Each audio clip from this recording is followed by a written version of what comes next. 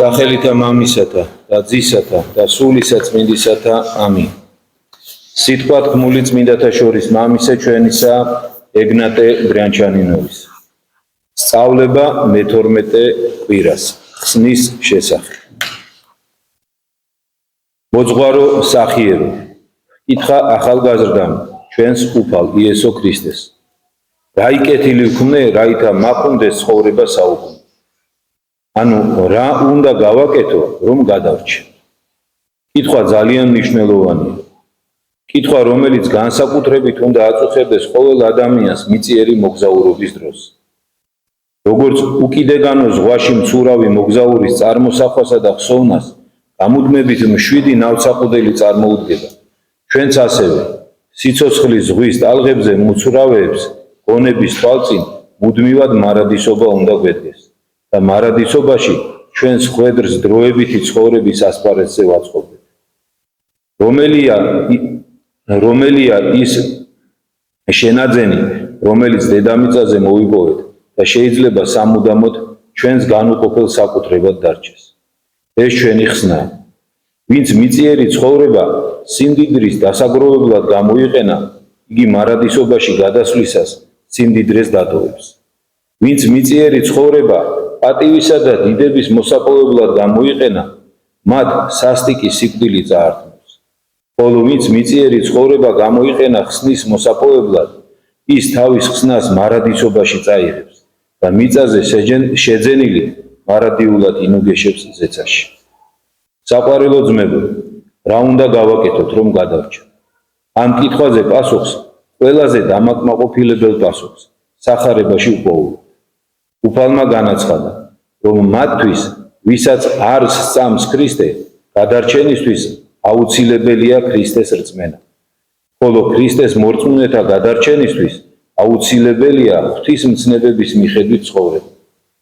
ვისაც ქრისტე არ სწამს, სამუდამოდ დაიღუპება.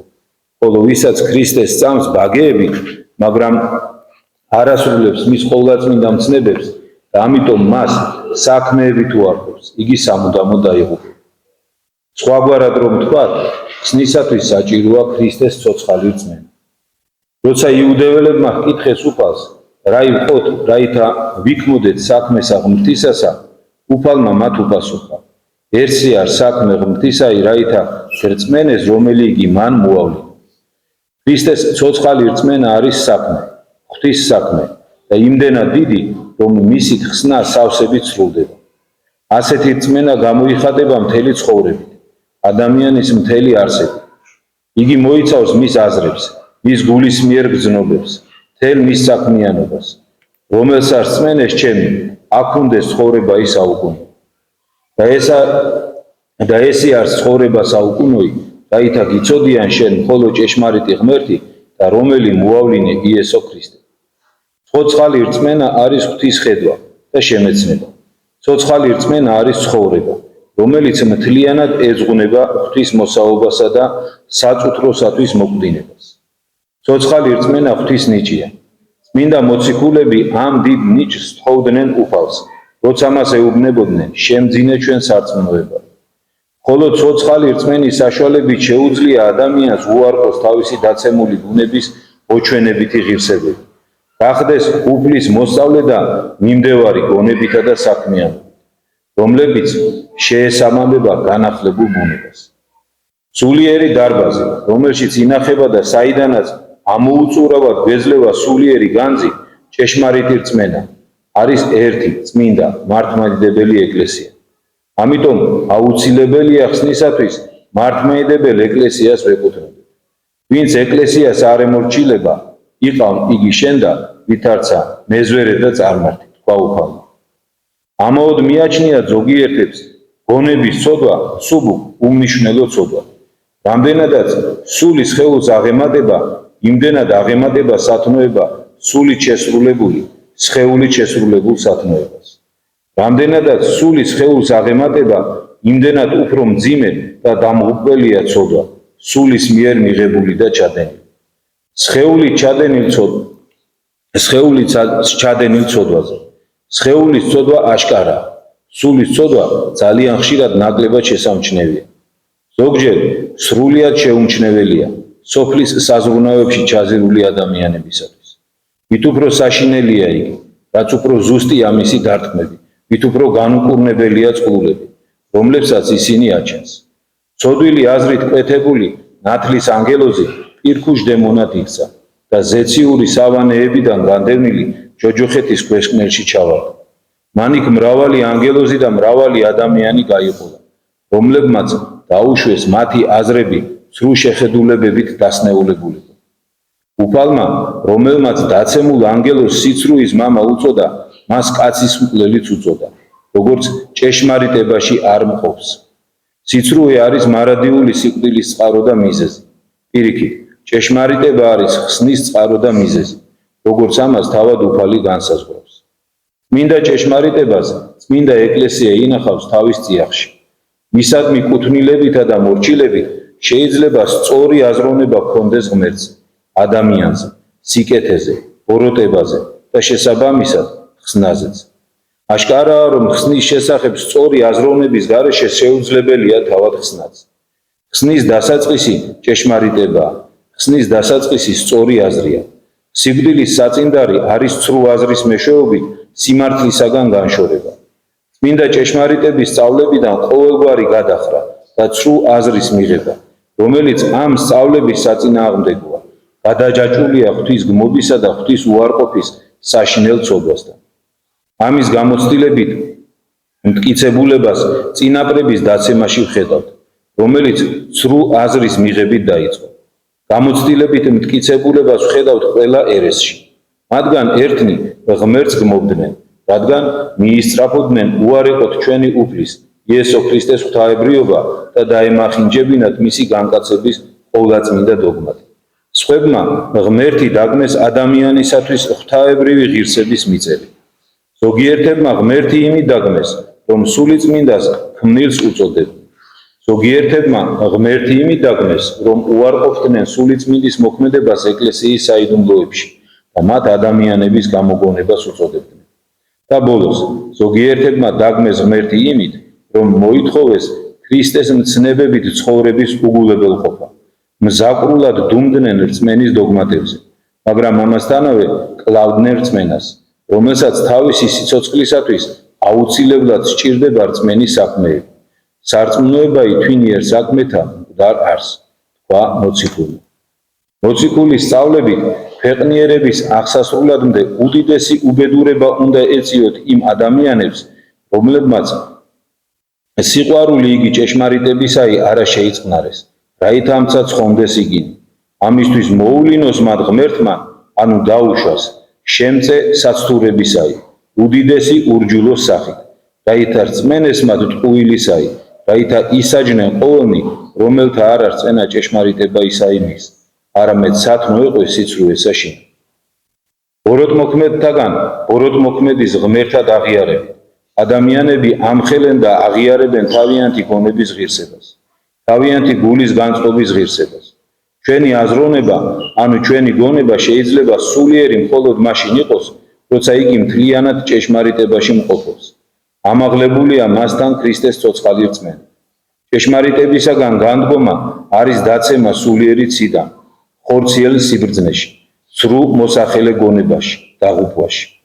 საყვარელო ძმებო, შევწიროთ უფალს უთვილესი ლოცვა, როგორც მოციქულებმა შესწირეს, იმაზე, რომ მოგვანიჭოს ხსნის ერთადერთი საშუალება, ცოცხალი რწმენა.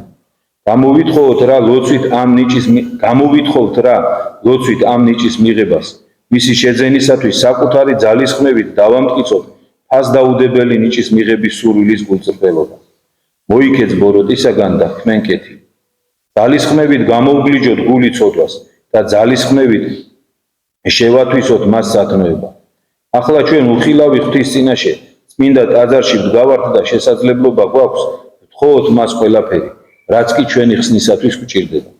დადგება ის დროც, როცა ჩვენ მთელ კაცობრიობასთან ერთად წავდგებით მის წინაშე, რათა ჩვენი მიწიერი ცხოვრებისათვის პასუხი ვაგოთ.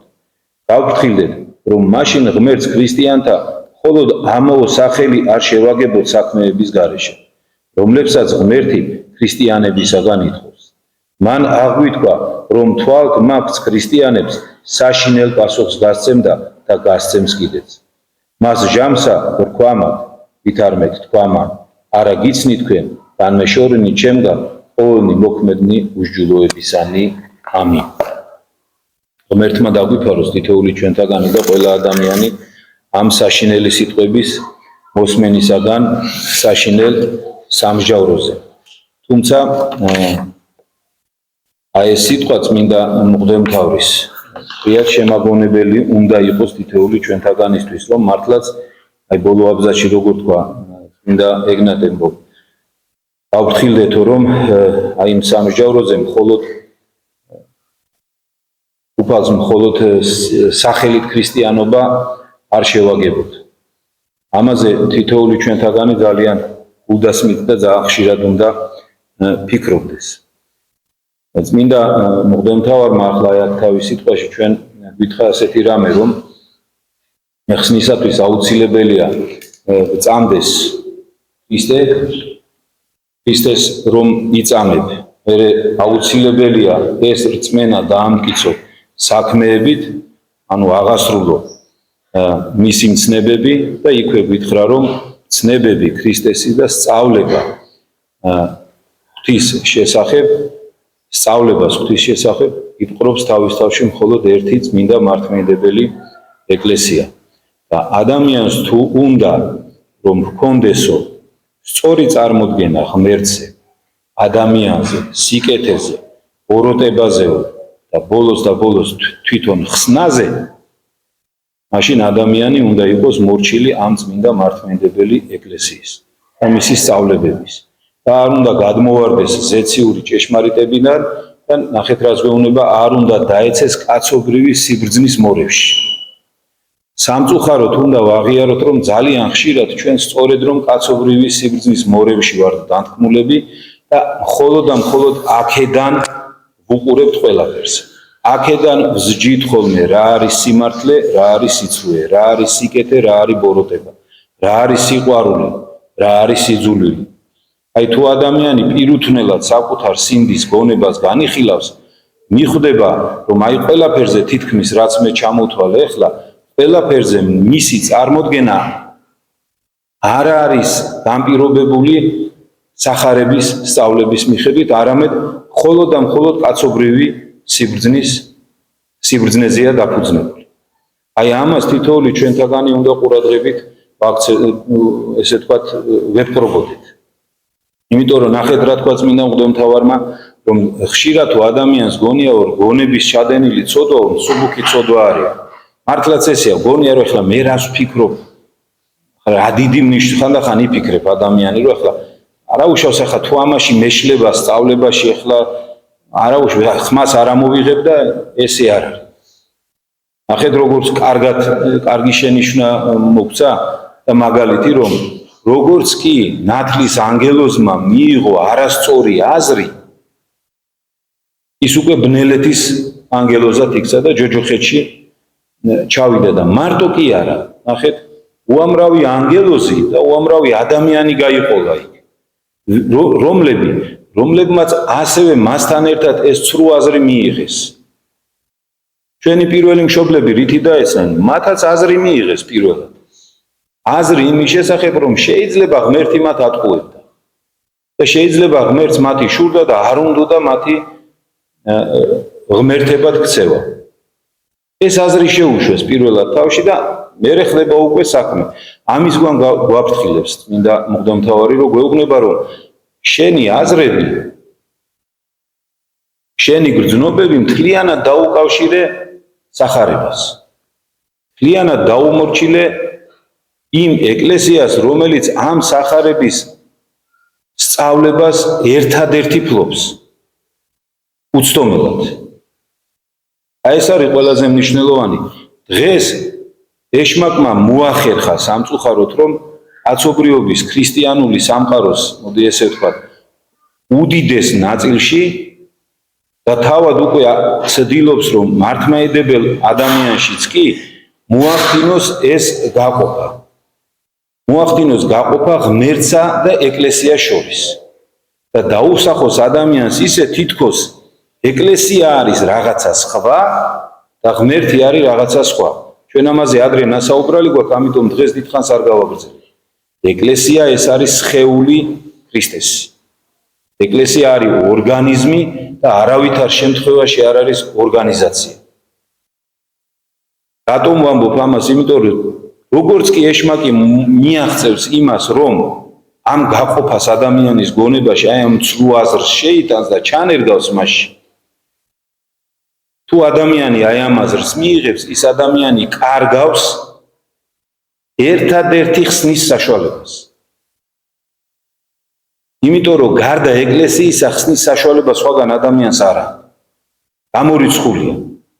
იმიტომ რომ ხსნაზე, როგორც თქვა წმინდა მღვდელმთავარმა, გავმეორდები, ხსნის შესახებ, სიკეთის შესახებ, ბოროტების შესახებ და თავად ღმერთის შესახებ სწავლებას მხოლოდ ეკლესია იპყრობს და არავინ სხვა. და მხოლოდ აქედან შეუძლია ადამიანმა თავისი ხსნის შესახებ სწორი სწავლება ისწავლოს. და მხოლოდ სწორი გზით შეუძლია ადამიანს მივიდეს თავის დანიშნულებამდე. აი ღმერთმა შეგვაძლებინოს, რომ ჩვენი ამაყი, ამპარტავანი გონება, რომელიც ყოველთვის ცდილობს, რომ საკუთარი აზრი იქონიოს ყველაფრის შესახებ. ყველაფრის შესახებ. ღმერთმა მოგწეს ძალა, რომ აი ჩვენი ამპარტავანი გონება დაუმორჩილოთ ეკლესიის სწავლებას. და ისე განვლიოთ ჩვენი ცხოვრება. რთულია, ძალიან რთულია შეიძლება, მაგრამ დღევანდელ სახარებაში ჩვენ საიმედო სიტყვები მოვისმინეთ. რომ ადამიანისგან რაც შეუძლებელია, ის ღვთისთვის შესაძლებელია. ამიტომ ჩვენ თუ მოვინდომებთ, ღმერთი შეგვეწევა და ღმერთი გვაცხადებს. მაგრამ თუ ჩვენ გონებას მიმოვფანტავთ და გავმეორდები, ყველაფერზე ჩვენი აზრი გვექნება. თავს მოვიტყუებთ და ნუ ვიფიქრებთ, რომ როდესაც მეორე მოსვლის ჟამი დადგება, უფალი არ გვეტყვის, რომ არ გიცნობთ. მიუხედავად იმისა, რომ უფალოს მეძახდით, მიუხედავად იმისა, რომ ჩემი სახელით ეშმაკებს განასხმედით, მაინც გეტყვით, რომ არ გიცნობთ. აი ეს სიტყვები ღმერთმა კიდევ ერთხელ გავმეორდები, გვაშოროს, რომ მოვისმინოთ მეორედ სამსჯავროზე. არც ერთ ადამიანს ამას რა თქმა უნდა არ უსურვებთ, ყველასთვის გვინდა ცხონება, იმიტომ რომ ყველასთვის მოკვდა ქრისტე ჯვარზე. ქრისტე არ მომკვდარა მართლმადიდებლებისთვის ჯვარზე. ქრისტე მოკვდა ყველა ადამიანისთვის ჯვარზე. უბრალოდ მართლმადიდებელი ადამიანი წესით არის ის ადამიანი, ვინც ამ მსხვერპლს ქრისტესას აფასებს, ვისაც წამს ქრისტესი, ვინც ცდილობს, რომ იცხოვროს ქრისტეს მცნებების მიხედვით და ვისი ცხოვრების აზრიც არის ქრისტე. ღმერთმა შეგვაძლებინოს, რომ ამ ადამიანების რიგებში უფალმა დაგვეცოთ და გავხსნათ.